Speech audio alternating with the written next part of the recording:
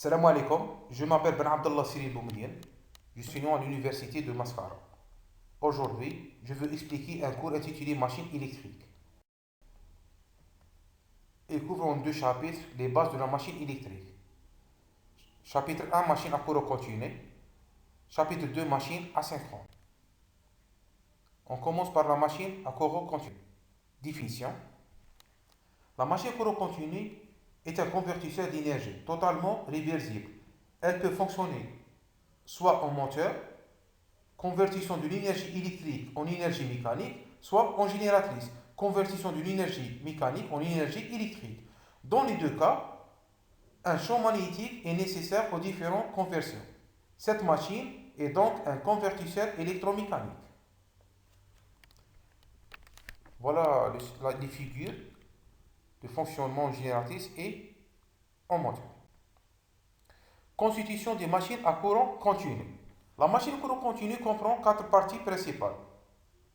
Inducteur, induit, le collecteur et les balais, également appelés charbon.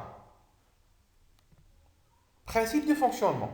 Premièrement, fonctionnement en moteur.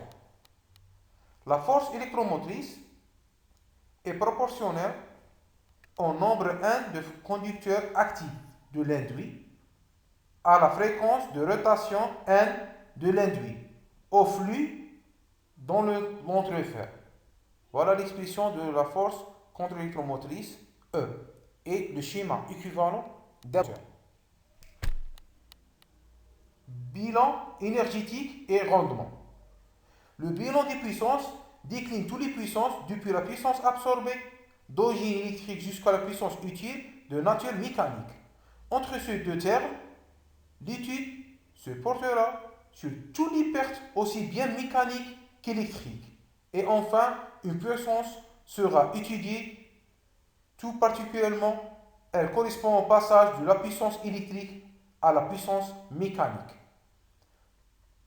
Voilà, le bilan peut être résumé à l'aide du schéma suivant.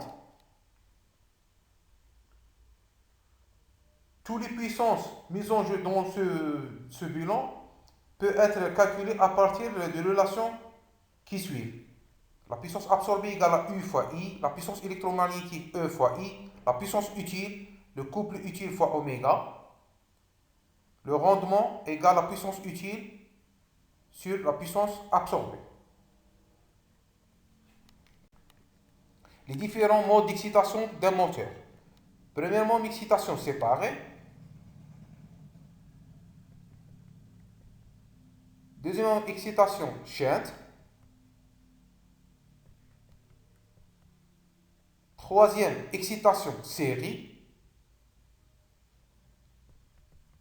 Et quatrième et dernier, excitation composée.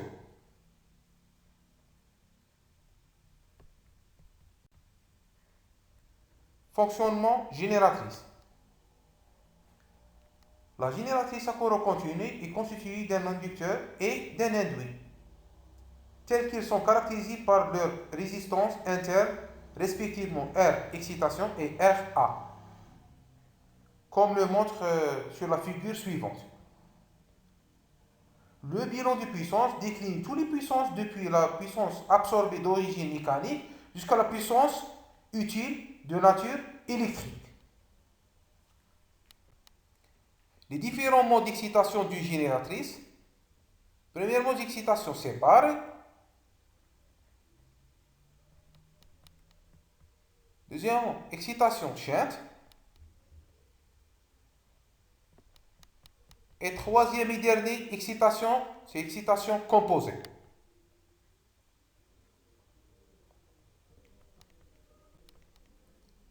Chapitre 2.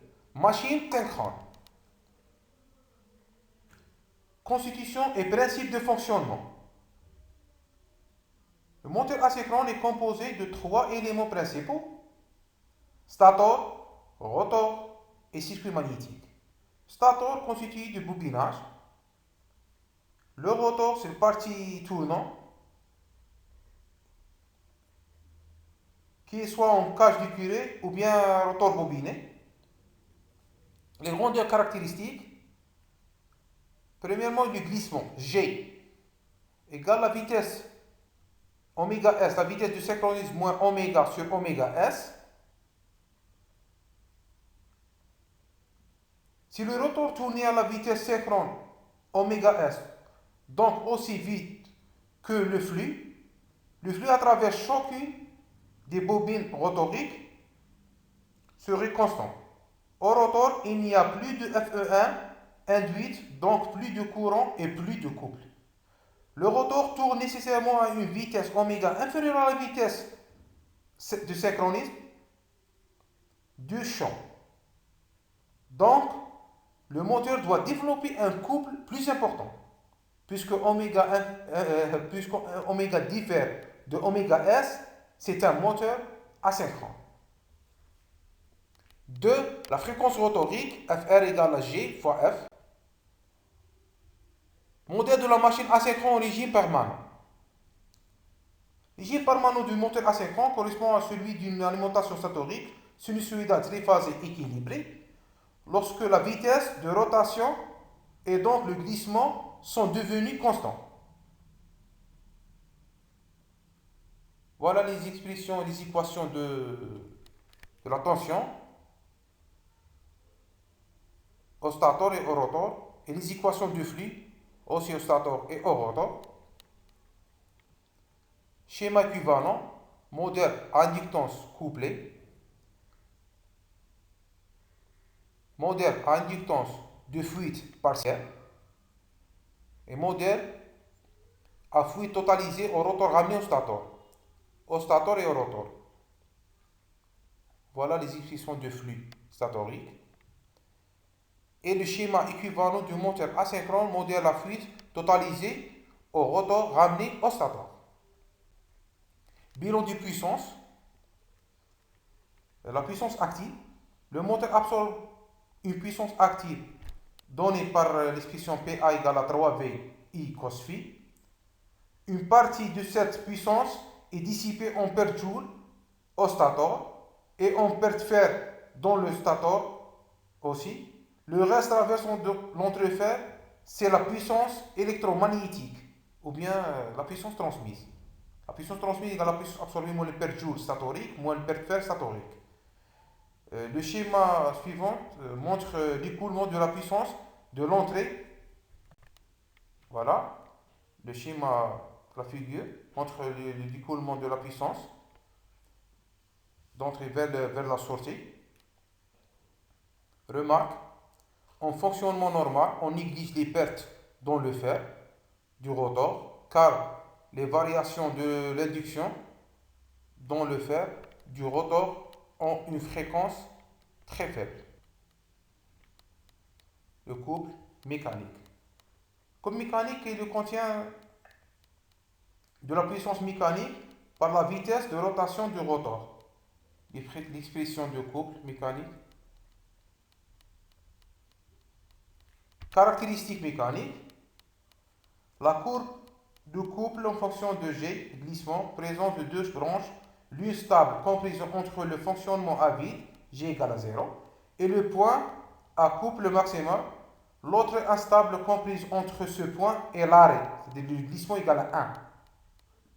Le couple nominal est compris entre 0,2 et 0,4, le couple maximal. Le moteur peut supporter des surcharges importantes de courte durée. Il y a donc deux raisons pour que le glissement nominal d'un moteur asynchrone soit petit devant 1. Il est d'ordre de 2% à 5%. Alors, l'exigence d'un bon rendement, la bonne stabilité en vitesse. Et merci de votre attention.